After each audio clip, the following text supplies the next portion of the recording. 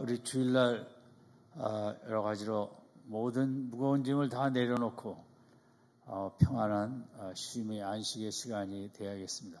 제가 어떤 그림을 보니까 인간의 모습에 주중에는 이렇게 무거운 짐을 등에 메고 일주일 지나다가 주일날은 그 무거운 짐을 밑에 내려놓고 그 위에 걸터 앉은 그림이었습니다.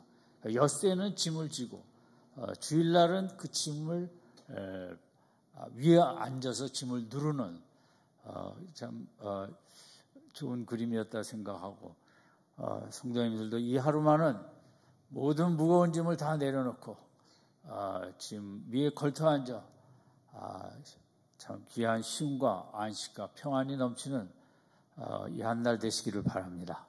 우리 좌우로 인사하실 때 평안이 넘치는 주일날 되시기 바랍니다. 같이 인사하겠습니다.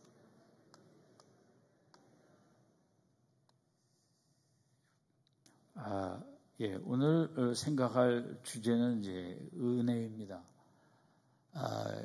잠깐 신학 공부를 좀 하겠습니다.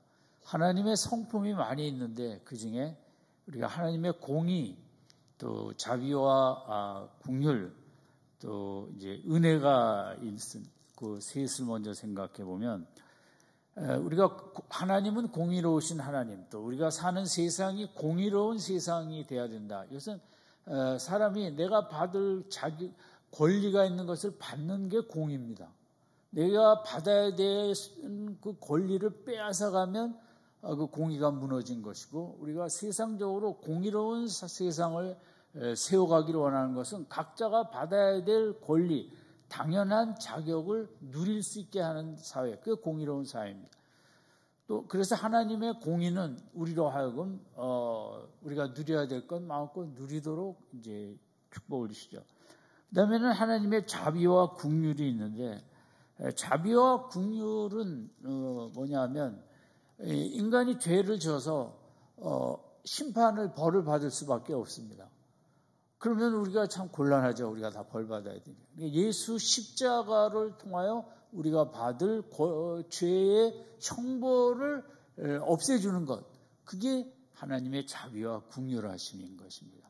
그래서 우리가 십자가가 감사한 것은 내가 이렇게 벌을 받아야 될 참 부족한 인생인데 내 대신 예수님이 해결해 주셨기 때문에 그것을 우리가 안 받죠. 그것을 하나님의 자비와 긍휼이라고 얘기합니다. 또 하나 이제 중요한 것은 하나님의 은혜입니다. 은혜라는 것은 반대로 내가 자격이 없습니다. 자비와 긍휼은 죄를 지었는데 그걸 면제해 주는 거라면, 은혜라는 것은 하나님의 축복을 누릴 모습이 전혀 아닌데 하나님께서 일방적으로 선택하시고 구원해 주셔서 우리에게 자녀 삼아 주시고 천국도 주시고 영생도 주시고 성령도 주시고 말씀도 주시고 성령의 열매들도 주시고, 이것은 내가 자격이 없는데 주시는 거거든요. 그게 은혜입니다. 은혜는 기독교의 가장 기본 그 개념입니다. 기독교의 모든 것이라고 할 수 있습니다. 왜냐하면 하나님 앞에서는 내가 자격이 없는데 하나님은 일방적으로 나를 사랑하시고 구원해 주셔서 다음에 하늘의 그 신령한 모든 축복을 마음껏 누리게 하시는 것, 그것은 은혜라고 하는 것입니다. 자격이 없는데 받는 게 은혜입니다. 벌을 받아야 되는데 안 받게 면제해 주는 것은 자비와 긍휼인 것입니다. 내가 받아야 될 것을 마땅히 누리는 것은 공입니다. 그런 이제 세 가지 개념이 세상에서도 그렇지만 이제 성경적으로 볼 때 아주 중요한 단어. 왜냐하면 룻기 2장에 이제 은혜라는 단어가 4번이 나옵니다. 저도 어느 날 이 룻기에 나오는 은혜라는 단어가 특이했습니다. 왜냐하면 우리가 아는 대로 룻은 이제 어떤 가정이 있었는데 이스라엘 나라에 기근이 심하니까 아들 둘과 그 부모 4명이 근처 나라에 형편이 났기 때문에 이민 가다시피 갔습니다. 그래서 한동안은 잘 살았는데, 그러나 그 가장도 또 2 아들도 세상을 떠났습니다. 근데 2 아들은 이제 결혼을 했기 때문에 부인들이 있었는데, 이 시어머니가 나 이제 본국으로 돌아가겠다. 창피하지만 그래서 두 며느리 보고 따라오지 말라고 그랬는데 하나는 본국에 남고 이 룻이라는 며느리는 시어머니를 따라 유대 땅으로 돌아왔습니다. 그것이 이제 룻기 1장의 얘기고, 오늘 2장 우리가 읽은 본문은 이 며느리와 시어머니가 고향 땅으로 돌아왔는데 가진 게 하나도 없었던 것 같습니다. 정말 수중에 아무것도 없었는지 이 추수하는 밭에 가서 며느리가 이삭을 주워 오겠다고 그런 것입니다. 이것은 레위기에 있는 법인데, 하나님께서 이제 이스라엘 택한 백성이 살아갈 때 어떤 사람은 뭐 사업을 잘해서 돈도 벌고 그런 사람도 있지만, 또 어떤 분들은 뭐 이래저래 해서 이렇게 집안이 뭐 무너지고 돈도 없고 이럴 수 있지 않습니까? 그러면 먹고 살 길을 어떻게 제공하냐면, 오늘 우리도 뭐 나라마다 복지, 또 공정, 이 격차 이런 거 줄이는 것이 중요한 과제이듯이, 이 밭을 가진 부자들이 가을에 추수할 때 그냥 전부 다 따는 것이 아니라 좀 남겨갖고, 너무 제일 낮은 어려운 계층 사람들 세 그룹인데, 고아와 과부와 이제 이방인, 외국에서 온 사람들인데, 이 사람들은 정말 너무 기반이 약하니까 그런 추수가 끝난 밭에 남아있는 이삭이 이제 한두 개씩 있으면 그걸 따다가 이렇게 이제 생존을 하게 하는, 나름대로 3, 4천 년 전에 그런 복지법이라고도 할 수 있겠죠. 그러나 이제 그 인간이 다 그렇듯이 학자들 얘기로는 그걸 잘 안 지킨다는 거죠. 왜냐하면 하나라도 더 따다가 내가 부자가 되는 걸 원하지, 그 좀 형편이 어려운 분들 위해서 이삭을 조금씩 남겨두는 것이 맞지만, 그래야만 공의로운 사회가 되는데, 내 이익 때문에 안 남겨둘 수도 있는 거죠. 아주 조금만. 그런 속에 이제 이 아까 말씀드린 그 시어머니와 며느리는 살기 위해서 얼마나 없었든지 이제 그 이삭이라도 주워다가 생존을 해야 되는 어려운 형편에 처하게 된 것입니다. 그런데 그게 오늘 본문의 이제 배경인데, 2절에 보니까 이 며느리가 이제 먹고 살아야 되니까 시어머니에게 내가 오늘 그 이삭을 줍는 밭에 나가겠다. 가서 하나라도 주워와야겠다. 그래서 우리가 먹고 살아야 되지 않겠느냐. 그 얘기인 것입니다. 그런데 이제 2장 2절에 있는 대로 제가 읽겠습니다. 모압 여인 룻이 나오므로 이르되 나로 밭에 가게 하소서. 내가 네게 은혜를 입으면 그를 따라서 이삭을 주겠나이다. 은혜라는 말이 나왔어요. 이 2장에 4번 나오는데, 사실 은혜는 아까 말씀드린 대로 자격이 없음에도 하나님이 주시는 선물 아닙니까? 근데 이 며느리나 시어머니 입장에서 은혜를 누려본 적이 없어요. 최근에는. 정말 남편 죽고 아들들 죽고 뭐 하나님의 벌을 받았고 하나님의 심판과 저주를 체험했지, 사실 하나님의 은혜를 체험한 건 없거든요. 근데 이 며느리의 입에서 은혜를 입을 수 있다. 내가 나가겠다. 어떤 밭에 가면 뭐 남은 게 별로 없을 수도 있지만 어쨌든 은혜를 받아서 내가 그 이삭을 좀 주워오겠다는 거죠. 그래서 따와서 먹겠다는 거거든요. 이제 특이한 점은 은혜를 체험해 본 적도 없고 하나님의 은혜를 받아본 적도 없는 이 이방의 젊은 여인의 입에서 어떻게 은혜라는 단어가 나오게 되었을까? 이거는 체험하지 않고는 쉽게 얘기할 수 없거든요. 어떻게 그렇게 어려서부터 신앙교육을 받지 않았으면 쉽게 말할 수 없는 단어인데, 은혜를 받을 수 있다. 은혜가 있다. 하나님은 은혜를 주시는 분이다. 우리가 아무리 자격이 없어도 나는 은혜를 주실 걸 믿고 오늘 밭에 나가서 한번 이삭을 따오겠다. 이것이 이제 룻의 발언에서 상당히 독특한, 어떻게 이런 믿음에 이르게 되었을까? 제가 생각하기는 시어머니로부터 배웠을 거라고 생각합니다. 왜냐하면 시어머니도 은혜를 사실 뭐 체험한 적이 요 근래에는 없지만, 그래도 이제 며느리하고 얘기하면서 하나님은 우리들이 자격이 없지만 또 하나님을 믿음으로 나아가다 보면 은혜를 주실 것이다. 은혜라는 게 있다. 세상은 모두 조건적이거든요. 세상에는 은혜라는 개념이 통치하지 않습니다. 절대 자격이 있어야 되고 조건을 충족시켜야 되고, 세상에는 자격 없는데 주는 것은 없습니다. 자격이 없는데 서울대에서 들어와라 이런 건 없는 거죠. 철저하게 자격과 조건과 능력 위주의 사가 세상인데, 이제 하나님 나라, 우리가 믿는 복음, 하나님 나라의 통치의 근본 원리는 자격과 능력과 조건이 아니라 한 가지, 은혜인 것입니다. 그것이 이제 기독교의 축복이고 특권이고, 오늘 아침 같이 생각하고자 하는데, 어쨌든 이 은혜라는 개념을 알게 됐다는 것이 인생이 가장 큰 축복인 것입니다. 세상이 아무리 무너지고 절망하고 앞길이 안 보이고 내가 할 수 있는 게 아무것도 없어도 하나님의 은혜가 있다라는 믿음, 얼마나 귀한 믿음인가. 우리가 믿음 생활한다는 것은 다른 말로 하면 자격이 없지만 하나님은 은혜를 주실 것이라는 것을 믿는 믿음이 믿음 생활이거든요. 하나님을 기쁘시게 하는 것은 어떤 믿음이냐? 하나님은 자격이 없지만 믿음으로 나가면 은혜를 주신다는 그 믿음, 그것이 하나님을 그렇게 기쁘시게 해드리는 거죠. 하나님을 이 땅에서 오늘도 찾고 계십니다. 누가 내 은혜를 사모하는가? 누가 내 은혜가 있다고 믿고 은혜를 바라보고 갈망하고 기도하고 있는가? 은혜를 사모하는 자를 하나님은 제일 좋아하십니다. 그리고 은혜를 쏟아부어 주시는 것이 이제 이 성경의 핵심 진리라고도 할 수 있죠. 근데 그 은혜라는 개념을 우리가 어려서부터 배워야 되는 거죠. 이 루시 시어머니로부터 이 개념을 아마 자꾸 얘기하면서 많이 들었던 것 같습니다.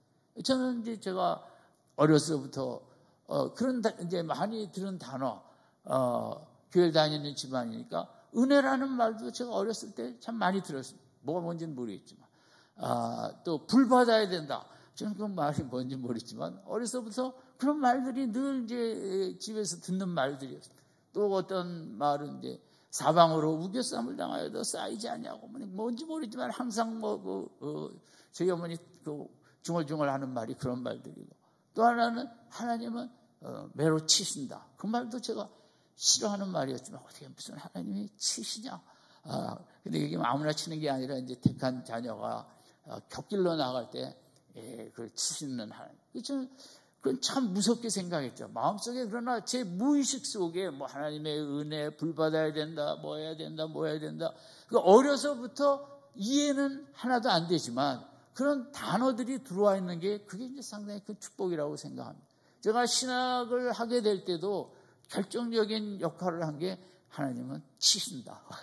신학을 할 때 안 하고 요리 빼고 저리 빼다 한 대 맞으면 이제 큰일 난다는, 그게 얼마나 제 무의식 속에 있었으면 그냥 가라 그럴 때 제때 그냥 예하고 갔겠습니까? 상당히 여러분들에게는 아무것도 아니겠지만 저한테는 상당히 중요한 일인데, 그런 것들이 이제 어려서부터 들은 그 말들. 그래서 여러분, 우리 신앙의 가정이라는 게 우리 부모님들이 다 뭐 성질도 잘 내고 소리도 잘 내고 부족한 게 많죠. 그럼에도 이 중요한 개념이, 컨셉이 있는 이 단어들을 아이들에게 자꾸 말을 해야 됩니다. 아이들이 이해 못해도 우리 가정은 은혜로 살고 있단다. 근데 너희 아빠는 은혜로 여기까지 정말 회사일을 잘 감당하고 왔단다. 뭐 하는, 아이들이 이해를 하든 못하든 자꾸만 그런 귀한 언어들을 얘기를 해갖고 아이들이 은혜가 있구나. 엄마는 성령의 힘으로 사는구나. 뭐 이런 거를 자꾸 듣는 게 중요한 겁니다. 기독교 가정에 기독교 교육이라는 것이, 저는 뭐 우리가 부모가 어떻게 완벽해갖고 정말 한마디 소리도 안 지르고 그렇게 잘 교육을 할 수 있겠습니까? 교회 다녀도 소리도 더 잘 지르고 또 야단도 더 잘 치고 매도 칠 수 있죠. 그런데 그보다 더 중요한 것은 그럼에도 하나님이 용서하시고 하나님에게는 긍휼이 있고 인자가 있고 이런 걸 자꾸 언어를 통하여 이렇게 주고받다 보면 아이들이 어려서는 잘 모르지만 커가면서 은혜라는 게 있구나. 어머니가 그때 은혜로 사신다더니 정말 인생은 은혜로 사는 거구나. 성령의 도우심으로 사신다더니 인생은 내 힘으로 살 수 없고 성령으로 살아야 되는구나. 그런 그 기독교 교육이라는 것이 교회에 1시간 왔다 가서 뭐 되는 게 거의 없다고 생각합니다. 저는 목사지만 솔직히 말씀드려서 집에서 부모님, 엄마, 아빠들이 하는 그런 귀한 언어, 이런 이야기, 그런 걸 통해서 우리 자녀들의 믿음이 보이지 않지만 내면 속에, 무의식 속에 마음 깊이 자리 잡고 때가 되면 그런 단어들이 우리 자녀들의 인생을 이끌고 인생을 이제 아름답게 비정하는 역사가 있는 것입니다. 아무쪼록 집에서 대화할 때 의식적으로 그런 귀한 우리 기독교의 단어들 좀 자주 사용하시기 바랍니다. 아멘. 뭐 안 하려면 교회를 올 필요도 없다. 기독교 교육은 가정에서 하는 거지 교회에서 하는 게 아니거든요. 그런 말들을 들으면서 하는 거죠. 저는 사실 어려서도 뭐 3-4살, 4살 때도 제 아버지랑 영락교회 가서 앉아있는데 얼마나 엄숙한데 움직이지도 못하고 조그만 애가 그냥 가만히 감옥생활 같은 그렇다고 그 옛날에 안 간다고 그럴 수도 없고 또 아버지가 가재니까 따라가. 그런 게 정말 그때는 지겹고 어린 나이에 정말 안 하면 안 되나 이런 싶으니까 그렇지만 그런 것들이 다 이렇게 저렇게 해서 귀한 인생을 만들어가는 거거든요. 이 룻이 정말 막연한 아무도 모르는 땅에 와갖고 생존이 막막한 가운데 먹고 살 길이 그거 밭에 가서 그 남은 이삭 주워 와야 되는데 그게 될 수도 있고 안 될 수도 있고 불안하죠. 또 갔다가 어떤 나쁜 남자들 그 시대에도 많았으니까 본문에도 보면 건드리지 마라 9절에 그런 얘기도 나와요. 그러니까 이게 간다는 게 보통 힘든 일이 아니거든요. 어떻게 보면 생존을 위해서 정말 목숨 걸고 나아가서 좀 주워와야 되는데 이 룻의 마음에 은혜라는 믿음이 있었다는 거죠. 내가 나가지만 어떤 밭에 갈지 모르지만 우리를 이렇게 힘들게 하시는 하나님이시지만 그래도 하나님께서 살 수 있도록 은혜를 주실 것이다. 이 은혜라는 개념이 룻을 움직이는 거예요. 은혜라는 건 자격이 없는데 받은 거 아니에요? 저는 할 일 없으면 내가 받은 그 은혜들을 생각합니다. 수가 없죠. 찬송가에도 10,000가지 은혜를 받았으니 그런 가사가 있듯이 정말 지금까지 살아온 게 다 은혜고 믿음의 종교의 자유가 있는 나라에서 또 북쪽에서 살지 않냐고 남쪽으로 오고 또 이렇게 마음껏 예배드리고 그 성경도 읽을 수 있고 은혜라는 것을 생각하면 끝이 없어요. 저도 그렇지만 신앙의 사람들이 그렇습니다. 뭘 생각하느냐가 중요한데 하나님이 베푸신 것들을 하나하나 그 은혜를 생각하다 보면 마음이 이렇게 기뻐지는 거죠. 내가 이렇게 살았구나. 이런 은혜로 여기까지 왔구나. 앞으로도 더 큰 은혜로 아마 하나님은 인도하실 거야. 성경에 보면. 그러니까 은혜를 생각하다 보면 더 큰 은혜에 대한 확신과 믿음이 생기고 내가 받은 은혜를 하나하나 이렇게 생각하다 보면 기쁨이 생기고 마음이 넓어지고 하나님이 이런 은혜까지 주셨구나. 이런 은혜 주셨구나. 사실 저보다 연로하신 성도님들, 장로님들 계시지만 사실 제 나이에 치매들도 얼마나 많이 걸리는데 정말 무슨 은혜를 받아서 아직 그런 것도 안 걸리고 은혜를 생각하면 한이 없는 거죠. 은혜를 생각하면 마음이 넓어지고 은혜를 생각하면 마음이 기뻐지고 힘든 일도 있지만 그러면 옆에 있는 사람들에게도 이렇게 넓은 마음을 주게 돼요. 내 마음을 넓혀야 되거든요. 인간은 세상은 우리 마음을 좁게 해요. 자식을 생각하면 내 마음이 좁아지고 또 나라 생각하면 내 마음이 좁아지고 내 자신을 생각해도 내 마음이 좁아져요. 여러 가지 속상한 내 모습 이런저런 것 때문에 은혜를 생각하면 우리 마음이 넓어집니다. 아멘. 은혜를 생각하면 마음에 기쁨이 생기게 됩니다. 하나님이 이렇게 많이 주셨구나. 은혜를 생각하면 소망이 생깁니다. 앞으로 더 큰 은혜를 주시는 하나님이시기 때문에 이 한 주간도 시간이 있으면 시간을 내서 하나님이 여기까지 베푸신 은혜들을 좀 더 많이 생각하는 이 한 주간 되시기를 바랍니다. 은혜를 생각해야 마음이 넓어지고 기뻐지고 옆에 사람에게도 잘해지고 소망이 생기고 그러면 인생은 하루를 무엇을 했느냐 이 자본주의 사회에서는 그냥 모든 게 무엇을 했느냐인데 더 중요한 것은 어떻게 살았느냐입니다. 하루를 어떤 생각을 하면서 어떤 마음으로 살았느냐. 그래서 세상의 것으로는 그렇게 하루를 기쁘게 넓은 마음으로 소망을 갖고 평안하게 살기 힘들거든요. 오직 주님이 주신 은혜를 생각할 때만이 하루를 살아도 천국 삶과 같은 기쁨과 평안과 은혜가 소망이 넘치는 그런 하루를 살게 될 텐데, 그런 축복이 가득한 이 한 주간 되시기를 바랍니다. 그 은혜를 사모하는데 또 중요한 건 우리 2절 같이 한번 읽겠습니다. 시작. 뭐야?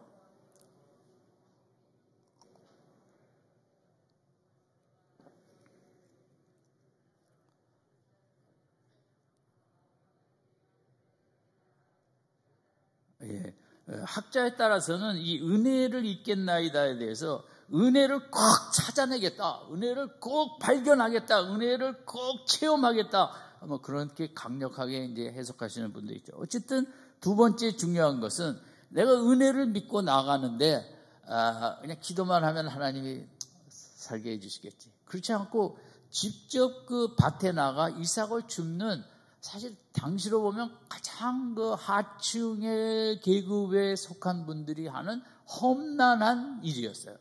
이거는 정말 어떻게 보면 보통 사람들이 하지 않는 가장 소외된 계층, 낮은 계층 사람들이 하는 험한 일이었다 이거죠. 왜냐하면 이삭이 별로 없을 수도 있고, 또 여자가 나갔을 때 그런 아까 위험 가능성도 있기 때문에 이것은 상당히 힘든 일이었습니다. 그러나 루세에게 중요한 모습은 하나님이 주실 은혜도 믿겠지만 내가 현실에 있어서 성실히 땀 흘리며 살겠다는 거죠. 일하겠다는 거죠.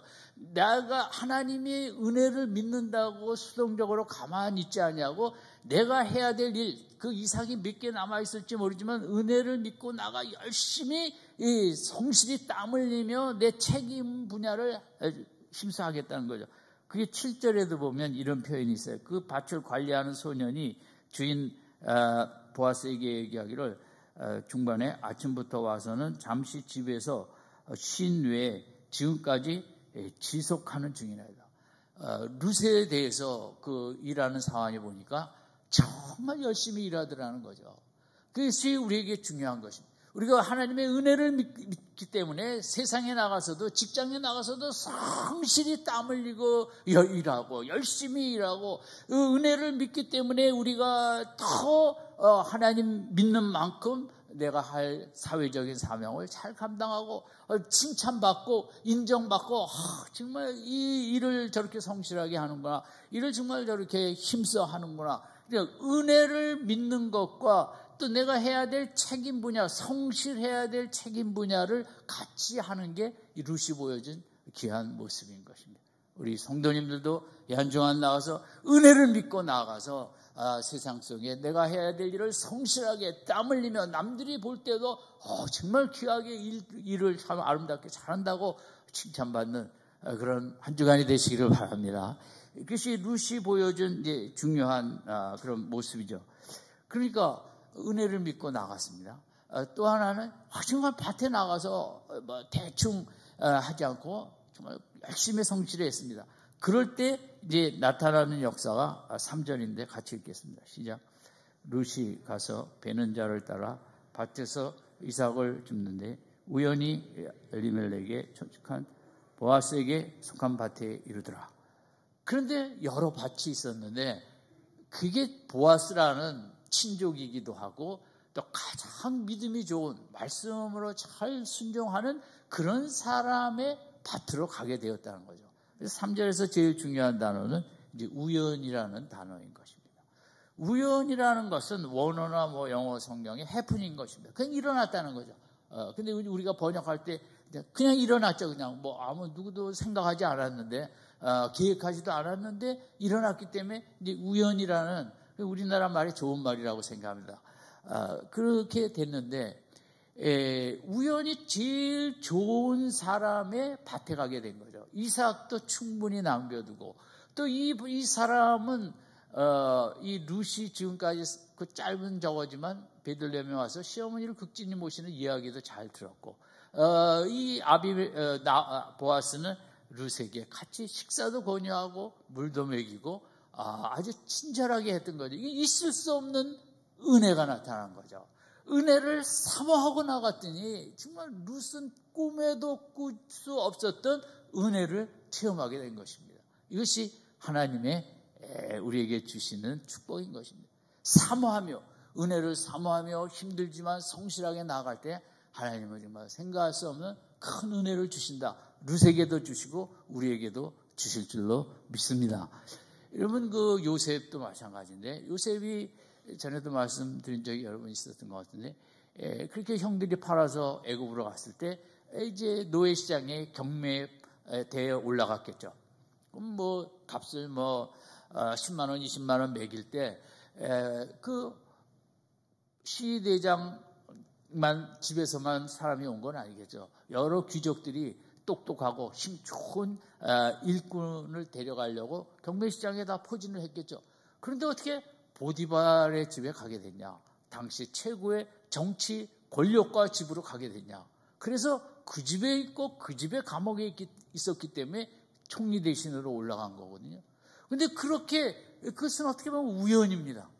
전혀 성경에 보면 하나님이 시대장 보디발 집으로 가도록 계획하셨더라. 그런 표현은 없습니다. 근데 우연히 경매시장에서 팔려간 집이 그렇게 정치 권력이 최고인 집으로 팔려간 것은 어떻게 보면 우연입니다. 그러나 성경에서 하나님의 대부분의 이제 우리를 이끌어 가시는 역사는 두 가지 특별한 은혜로 인도하실 때도 있고 이제 우연한 은혜로 인도하실 때도 있습니다. 특별한 은혜는 아주 기도 응답이 확실하게 갑자기 나타나서 홍해가 갈라진다거나 요단강이 갈라진다거나 병이 갑자기 낫는다거나 이런 것도 있지만 그러나 하나님의 우리를 인도해 가시는 가장 보편적이고 대부분의 경우는 우연입니다. 아무도 생각하지 못하고 예상하지 못했는데 우리가 볼 땐 우연인 것 같은데 하나님께서 그 사람들 관련된 보디발의 대장집에서 나온 뽑으러 온 사람의 마음을 움직이고 또 경매에 나온 다른 사람들의 마음을 막으시고 요셉을 그 집에서 데려가도록 이렇게 막으시고 저렇게 이끄시고 이게 하나님의 역사는 또 바벨론 포로에서 돌아가도록 고레스 왕의 마음을 이렇게 하나님이 만져주신 거 돌아가게 하라. 근데 되게 우연인데 하나님의 우리를 통치하시고 이끄시는 모습이 대부분이 우연이라는 거죠. 세상적인 그 단어로 해석하면. 근데 결코 우연이 아닌 거죠. 우연인 것 같지만 하나님은 이 사람 저 사람 마음을 움직여서 우리가 이런 사람도 만나고 이런 직장에도 가게 하고 이렇게 가기도 하고 이런 교회 가기도 하고 또 결혼도 그럼 어떻게 결혼을 하셨나 모르지만 저는 정말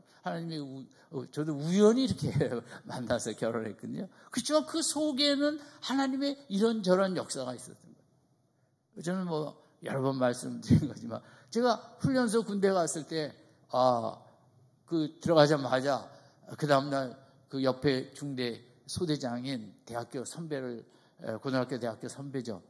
만났어요. 그래서 내가 속한 소대를 얘기했더니 그때 고등학교 자기 동창이라는 거야. 그러니까 제가 선배 아니에요. 그래서 그 얘기를 듣고 다시 내용반에 들어와서 제가 몇 해라고 내가 저 형 만났는데 동기라고 들었다고. 그게 대한민국에서 군대 훈련소 가서 아마 저처럼 편하게 있던 사람은 없을 거예요.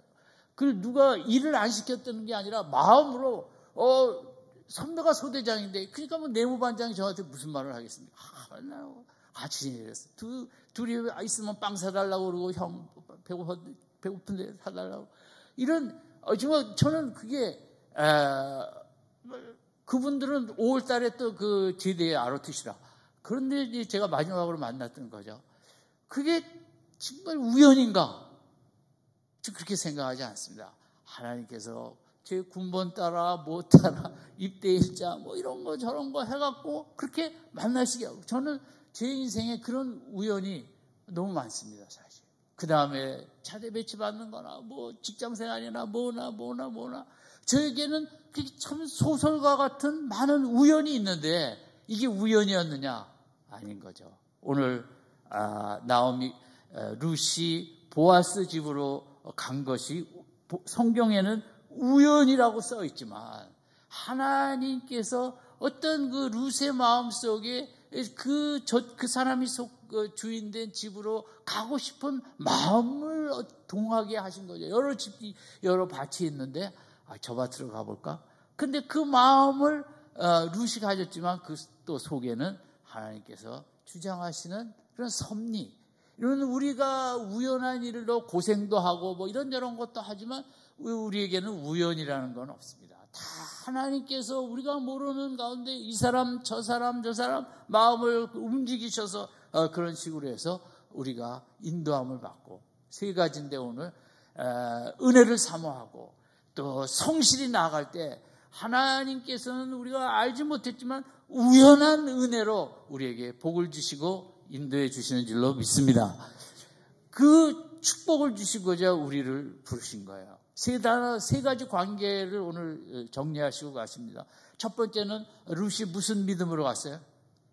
은혜에 대한 믿음, 은혜 주실 것에 대한 믿음. 두 번째는 그 은혜 주실 것에 대한 믿음으로 나아가서 놀았어요?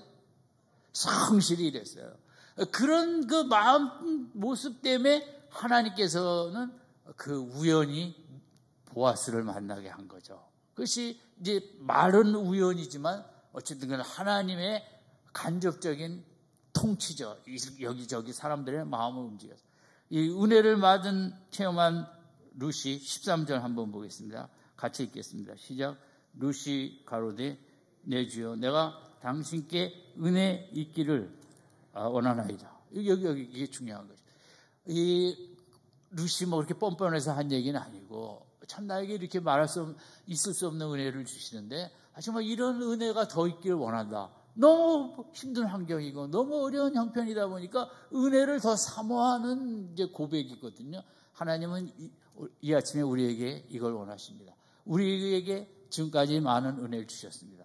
그러나 우리가 여기 룻처럼 13절처럼 하나님 가능하면 내가 더 큰 은혜를 잊기를 원하나이다. 하나님은 은혜 주시기를 기뻐하시는 분인 줄로 믿습니다. 하나님 더 큰 은혜를 사모하게 하시고 더 큰 은혜를 체험하게 하소서. 내 아이에게 지금까지 은혜보다 더 형용할 수 없는 큰 은혜를 베풀어 주시옵소서. 내 남편에게 지금까지 베풀어 온 은혜와 비교할 수 없는 큰 은혜를 주시고 우리 가정에도 더 큰 은혜를 주시고 우리 교회에도 더 큰 은혜를 주시고 이 나라에도 어려움도 많고 이런저런 거 있지만 대한민국에 그래도 기도의 사람이 믿음의 사람이 있는 이 나라에 하나님 더 큰 은혜를 부어 주시옵소서. 하나님은 은혜를 사모하는 자를 제일 좋아하십니다.